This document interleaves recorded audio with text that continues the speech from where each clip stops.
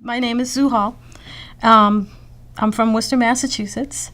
And my association with the Myocarditis Foundation is when my son was 15, he was attacked by the virus and went into complete heart failure. Um, it happened kind of quickly. One day he just randomly told me that he was having chest pains and he didn't feel good. And that I asked him if he did too many pull-ups because he liked to do pull-ups. So I thought, okay, maybe he did too many pull-ups. All the symptoms were of heart problems, but he didn't have a heart problem. But I called his pediatrician, and we took him to the doctor, and they did a couple of quick tests, EKGs, chest x-rays. They basically said he was fine. Keep an eye on him. We think he has a virus. And to call if anything changed.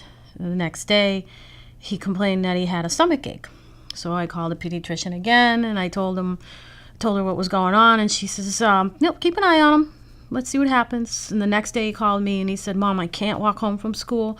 My feet hurt too much. Everything feels really heavy. And so I called again. The pediatrician said, let's see him tomorrow. Tomorrow never happened. Alex went into heart failure that day.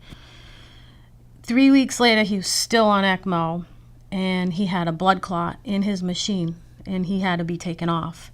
We tried to take him off a few different other times, and every time we went to take him off, it didn't happen. He would crash. That night, he actually did well when they took him off to get the blood clot out, and the next day they took him off.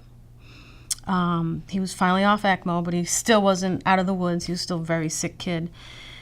About 4 days later, they took the tube out, and when he took the tube out, he looked at me and he said, I love you, Mom. It was very raspy, but I knew exactly what he said. We were in the hospital for a month. When I got out, it's when I went into mom mode and started going, okay, I need to figure out what this is all about, why my son had this. And I found very little on the internet and on Google or whatever it was that I was looking up.